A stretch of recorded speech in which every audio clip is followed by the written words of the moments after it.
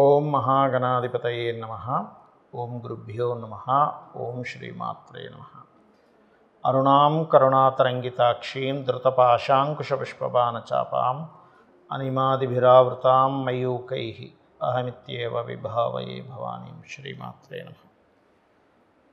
ప్రేక్షకులకి లలితాంబిక అమ్మవారి యొక్క అనుగ్రహం పరిపూర్ణంగా కలగాలని మనస్ఫూర్తిగా కోరుకుంటూ మనం ఈరోజు రవి యొక్క మార్పు మనకి ఆగస్టు 17వ తేదీ నుంచి సెప్టెంబర్ 16వ తేదీ వరకు రవి సింహరాశిలో తన ఓన్ హౌస్లోకి వెళ్తున్నాడు. కేతుతో కలిసి కూడా ఉన్నాడు.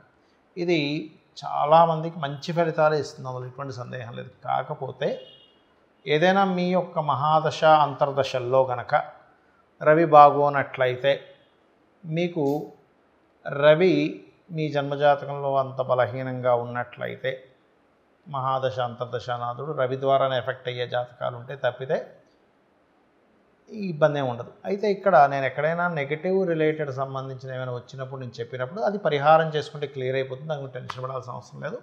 సూర్య అనుగ్రహం కోసం సూర్య నమస్కారం అంటే సూర్యుడిని నమస్కార ప్రియుడు అంటారు. సూర్య భగవానుడిని నమస్కరించుకుంటే చాలా తగ్గిపోతుంది. అయితే ఇక్కడ ద్వాదశ లగ్నాల వారికి లగ్నం తెలియని వారు రాశి చూసుకోండి. ఇక్కడ ఏమీ కన్ఫ్యూజన్ లేదు. లగ్నం తెలిస్తే ఫస్ట్ ప్రియారిటీ లగ్నానికి ఇవ్వండి. లేదండి మాకు లగ్నం తెలియదు రాశి, హ్యాపీగా రాశి చూసుకోవచ్చు.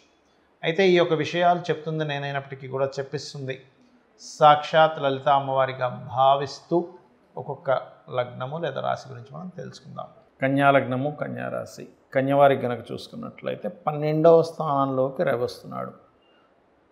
ఆగస్టు 17వ తేదీ నుంచి సెప్టెంబర్ 16వ తేదీ వరకు నెల రోజుల పాటు ఉంటాడు. దీనివల్ల మీకు కలిగే మంచి ఫలితాలు ఏమిటి?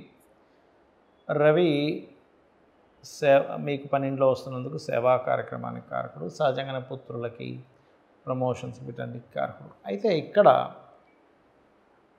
తండ్రి ఆస్తికి స్థానమైనటువంటి 12లోకి వస్తున్నందుకు తండ్రి గారి యొక్క ప్రాపర్టీ మీకు ఏదైనా రావడం, లేదా మీరు ఓన్గా ఏదైనా విదేశాల్లో లేకపోతే స్వదేశంలో అయినా కొనుగోలు చేయడము, గతంలో ఉన్నటువంటి కొన్ని చిక్కులు ప్రాపర్టీ పరంగా ఉన్నటువంటి క్లియర్ అవ్వడము, మరియు ఇక్కడ గమనించుకున్నట్లయితే హైయర్ ఎడ్యుకేషన్ రిలేటెడ్ సంబంధించిన రీత్యా 12వ స్థానం అనేది విదేశీ స్థానం కాబట్టి దూర ప్రాంతాలకు వెళ్ళి అక్కడ మీరు హైయర్ ఎడ్యుకేషన్ పరంగా ఏదైనా సక్సెస్ అవ్వడం అనేటువంటిది ఇస్తుంది. కాకపోతే ఈ 12లో రవి ఉన్నప్పుడు మాత్రం సంతానం విషయంలో, ప్రేమ వ్యవహారాల విషయంలో, క్రియేటివ్ రిలేటెడ్ సంబంధించిన వ్యాపారాలకు సంబంధించిన విషయాల్లో జాగ్రత్తగా ఉండాలి. అప్పులు ఇవ్వడం తీసుకునే విషయాల్లో కానివ్వండి. ఎందుకంటే 12లో ఆత్మకారకుడు 12వ స్థానంలో ఉన్నాడు. ఈ ఆత్మకారకుడు మీ లగ్నానికి 12లో ఉన్నందుకు ఈ మంచి యోగాలు ఎలా అయితే కలుగుతాయో ఫ్రెండ్స్ వల్ల, ప్రేమికుల వల్ల, అండ్ ముఖ్యంగా షేర్ మార్కెటింగ్ రిలేటెడ్, ఎందుకంటే షేర్ మార్కెటింగ్ రవి బుధులు ఇద్దరూ కారకుడు. ఇక్కడ ఎప్పుడైతే మీకు లగ్నంలో కుజుడు ఉన్నాడో ఆయన 3, 8 అధిపతి అయ్యాడో ఇది ఇచ్చేటువంటి రిజల్ట్ ఏమిటి అంటే మీకు ఈ షేర్ మార్కెట్లో ఒక్కోసారి తొందరపాటు నిర్ణయం, అగ్రెసివ్గా కొన్ని నిర్ణయాలు తీసుకోవడం జరుగుతూ ఉంటుంది. అయితే మీరు ఏదైనా ఆలయంలో సేవ చేయండి, సూర్యుడికి అర్ఘ్యం వదలండి, వీలైనంత మటుకు ఎర్లీ మార్నింగ్ లేవడానికి ట్రై చేయండి, వెంకటేశ్వర స్వామి ఆరాధన ఎక్కువగా చేయండి, అన్ని విధాలు బాగుంటుంది. సూర్య ఉపాసన ఒక్కొక్క మాసంలో లేదా ఒక్కొక్క సమయంలో గ్రహం మనకు బలంగా ఉన్నప్పుడు ఆ ఉపాసన అంటే మీ లగ్నం నుంచి ఎవరైతే ఆ పంచమాధిపతి అవుతారో ఆ సమయంలో చేసే ఉపాసన అద్భుతమైనటువంటి ఫలితాలు ఇస్తుంది, గుర్తుపెట్టుకోండి. అందులో ప్రధానంగా మనకి శాస్త్రాల్లోని, వేదంలోని చెప్పినటువంటి అంశం ఏమిటి అంటే ఆరోగ్యం భాస్కరాదిత్య. మనకేం కావాలండి? అనారోగ్యం లేకుండా ఆరోగ్యంగా ఉంటే చాలు. ఆరోగ్యమే భాగ్యం అంటూ ఉంటారు. దీని గురించి మనకి సూర్యుడి గురించి మన రామాయణంలోని, మహాభారతాల్లోని చూడండి. మహాభారతంలో కూడా సూర్యుడు కనుక ఆ కుంతీదేవి ప్రత్యక్షం చేసుకుంటుందో మంత్రం చదివి వచ్చి వెంటనే సంతానం ఇస్తాడు. అంటే అర్థం ఏమిటి? సూర్య ఆరాధన చేసిన వారికి సంతానం ఖచ్చితంగా ఉంటుంది.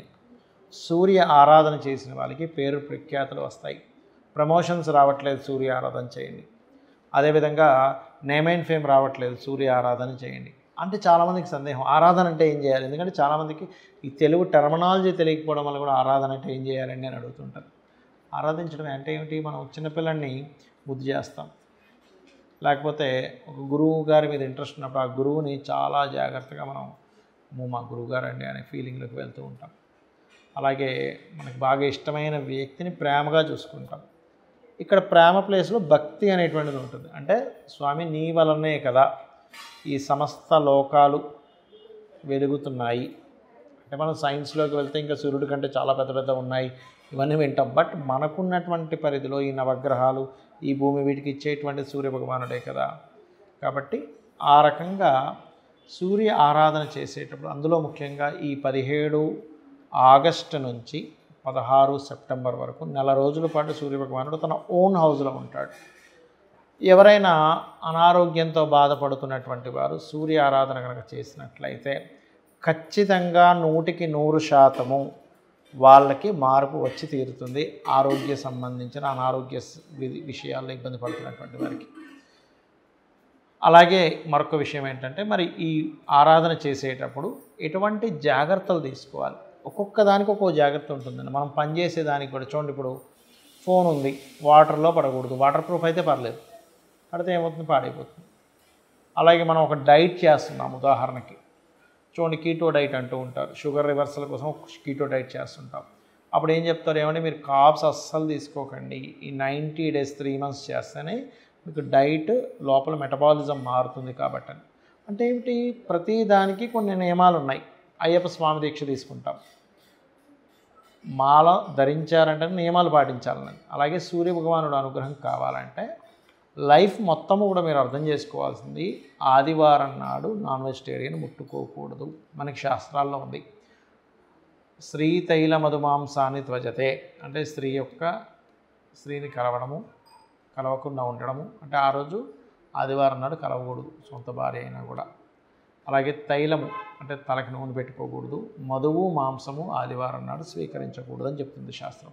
ఎందుకు అంటే ఇక్కడ శుక్ర సంబంధించిన, శని సంబంధించిన కార్యక్రమాలు మనం చేస్తున్నాం. దానివల్ల శుక్రుడు శయాసౌఖ్యానికి కారకుడు, సూర్యుడికి వ్యతిరేకమైనటువంటి ఎనర్జీ అది. నూనె శనికి సంబంధించింది, మధువు మాంసం కూడా శనికి సంబంధించినవి. వధ కదండి, మాంసం తింటున్నాం అంటే ఏమిటి, అక్కడ ఒక ప్రాణిని చంపేసి తింటున్నాం. కాబట్టి మధువు అంటే ఒక మత్తు ఎక్కించేది, సూర్యుడేమో వెలుగు కారకుడు. అంటే నువ్వు డిఫరెంట్ ఎనర్జీస్లోకి వెళ్ళినప్పుడు ఈ ఎనర్జీ నీకు సపోర్ట్ చేయదు. ఎలా అయితే మనం పథ్యం చేయాలంటారు, కొన్ని ఆయుర్వేదంలో ఉంటుంది, మీరు ఇవి తినకండి, ఈ వంకాయ తినకండి, ఈ ఆలుగడ్డ తినకండి, ఇది ఆ ఔషధం వాడేటువంటి వారికి. ఆ రకంగా కనుక మీరు చూసుకున్నట్లయితే అప్పుడు మీరు ఈ జాగ్రత్తలు తీసుకోవాలి. అయితే ఈ 30 రోజులు కూడా బ్రహ్మచర్యం పాటించడము, అదేవిధంగా ఎవరైతే సూర్య ఉపాసన చేస్తుంటారో వాళ్ళు ప్రత్యేకంగా నాన్ వెజిటేరియన్ తినకుండా ఉండడం, మరియు మధు తీసుకోకుండా ఉండడం చేయాలి. ముఖ్యంగా ఈ నెల రోజుల పాటు మీరు అంటే సూర్యుడిని ఆరాధించాలనుకుంటున్నానండి, పేరు ప్రఖ్యాతలు రావట్లేదు, ప్రమోషన్స్ రావట్లేదు, లేనట్లయితే మాకు, ఎందుకంటే సూర్యుడు ఒక్కొక్క రాశిలో ఇచ్చే ఫలితానికి తన ఓన్ హౌస్లో ఉన్నప్పుడు ఇచ్చే ఫలితం చాలా అద్భుతంగా ఉంటుందండి. మీరు చూడండి, ఇది గోచార పరంగా కూడా ఎలా పనిచేస్తుంది అంటే, మనకి ఇప్పుడు ప్రస్తుతం ఈ సంవత్సరం విశ్వవసునామ సంవత్సరానికి రవి అధిపతి ఆయన ఓన్ హౌస్లోకి వస్తున్నాడు. అంటే రాజకీయ నాయకులకి, రాజకీయ పరంగా లేనట్లయితే రాజులకి ఒక నేమ్ అండ్ ఫేమ్ రావడానికి, అలాగే కొంతమంది మార్పు చెందడానికి కూడా సహకరిస్తుంది. అదేవిధంగా మనకి గురువు కూడా నెక్స్ట్ ఒక 1-2 monthsలో కర్కాటకంలోకి వస్తాడు. అయితే ఈ రవి ఇందులోకి వచ్చినందుకు ఈ గోల్డ్ రిలేటెడ్ సంబంధించిన దాంట్లో అంటే ఆగస్టు 17కి మారుతున్నాడంటే ఆగస్టు 17 కంటే ముందు నుంచి కొద్దిగా దాని యొక్క చేంజెస్ వస్తూ ఉంటుంది.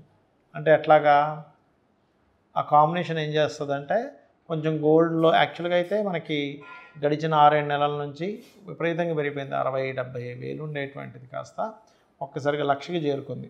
అక్కడ ఫ్లక్చువేట్ అవుతుంది. కానీ ఎప్పుడైతే కొంచెం August first week, second week నుంచి పెరగడం స్టార్ట్ అవుతుంది స్లోగా. అదొక 1 month 45 days ఉంటుంది దాని పీరియడ్.